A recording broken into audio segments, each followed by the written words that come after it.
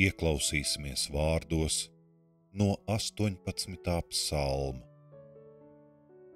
Kunga sacītais piepildās, vairogs viņš visiem, kas tveras pie viņa.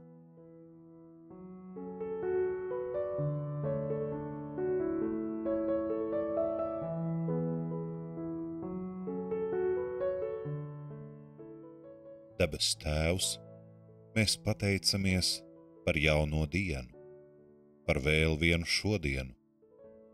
Pateicamies, Kungs, ka taviem apsolījumiem aizvien var uzticēties, ka pie tevis aizvien var tverties, ka aiz tava vairoga aizvien var patverties. Atliek tikai to gribēt, atliek tikai ļauties tavam pestīšanas darbam mūsos, pie mūsu dzīves un pie visas šīs pasaules. Pateicamies, Kungs, ka tevis sacītais ir piepildījies un turpina piepildīties arī pie mūsu zemes un tautas. Varētu jautāt, bet kur gan tevis sacīto par mūsu zemi un tautu var izlasīt? Vai tā ir kāda īpaša atklāsme, vai ir kāda līdz šim nezināma rakstu vieta, kas veltīta Latvijai? Gan jā, gan nē. Piepildās un turpina piepildīties visi tie tavi apsolījumi, caur kuriem tu, Kungs, cilvēkus iedrošini brīvākai, patstāvīgākai, atbildīgākai, līdzjūtīgākai dzīvei. Tādā nozīmē visa tava atklāsme, gan rakstos, gan Jēzu Kristu, ir tajā skaitā arī par katru no mums, arī par mūsu zemi.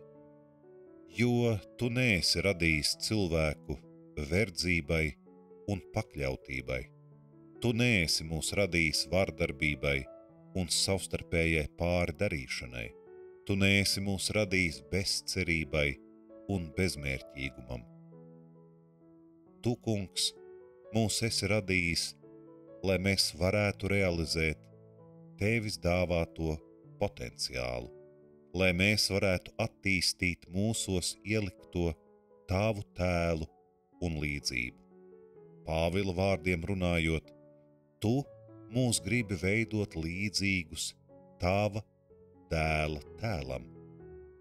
Tātad tu vēlies, lai mēs kļūtu aizvien līdzīgāki Kristum, savās domās, savos vārdos, savos darbos. Un patiešām mēs varam tikai iedomāties un iztēloties, kāda izskatītos mūsu dzīve, ja mēs visā pilnībā spētu dzīvot ar Kristus prātu, ar viņa garu mūsos.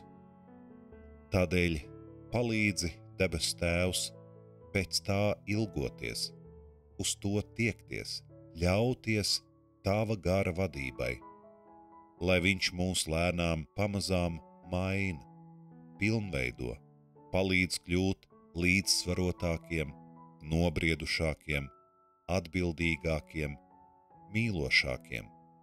Jo, tu zini, mēs jau neviens nevēlamies, lai mūsu zemē klātos slikti. Mēs neviens nevēlamies, lai mūsu dzīves nebūtu izdevušās. Tieši otrādi. Mēs gribam pilnvērtīgu, jēgpilnu, drošu, labklājīgu dzīvi savā zemē. Mēs gribam būt noteicēji par savu dzīvi, par savu likteni. Tādēļ palīdz debes Tēvs arī šajā dienā mums aizvien apzināties, ka tu esi vairogs visiem tiem, kas grib, vēlas pie tevis tverties. Jā, mēs, Kungs, vēlamies būt tavā aizsegā. Mēs vēlamies būt tevis vadīti. Mēs vēlamies ieklausīties tavos apsolījumos un kādā brīdī sacīt: jā, tas viss ir piepildījies. Mēs esam piemērs tavai svētībai, tavai žēlastībai. Jā, kungs, tu zini, mēs mūsu zemē esam tik daudzi un dažādi cilvēki. Katrs ar saviem uzskatiem, katrs ar saviem mērķiem, ar varbūt mazliet atšķirīgām vērtībām un izpratni par daudzām lietām, un tajā pašā laikā droši vien mēs jau ik viens kaut kur sirds dziļumos apzināmies, ka nākam no viena avota, ka stāvam uz viena pamata. Mēs sirds dziļumos apzināmies, ka visi, kungs, dzīvojam no kaut kādas daudz lielākas žēlastības un labvēlības, nekā to spējam sagādāt mēs paši. Tādēļ māci mums visiem sadzirdēt vienam otru, respektēt vienam otru, cienīt vienam otru. Māci mums uzlūkot vienam otru kā tādus, ar kuriem varam sadzīvot, sadarboties un kopīgi veidot mūsu zemi, mūsu valsti par labāku vietu mums visiem. Un patiešām esi mūsu zemei un tautai kā vairogs, aiz kura mēs jūtamies drošībā, aiz kura mēs esam pasargāti no visiem tiem apdraudējumiem, par kuriem mēs varbūt pat vēl neko nezinām, no visiem tiem apdraudējumiem, ar kuriem varbūt paši nespējam vēl pagaidām tikt galā. Un tajā pašā laikā modini, kungs, mūsos drosmi, neatlaidību, patstāvību, atbildības izjūtu.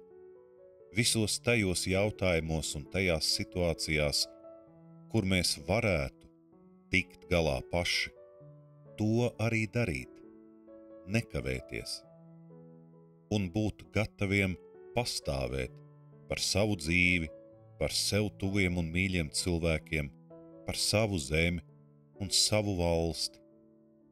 Dievs svētī Latviju arī šodien. Mūsu Tēvs debesīs, svētīts lai top tavs vārds, lai nāk tava valstība. Tavs prāts lai notiek kā debesīs, tā arī virs zemes.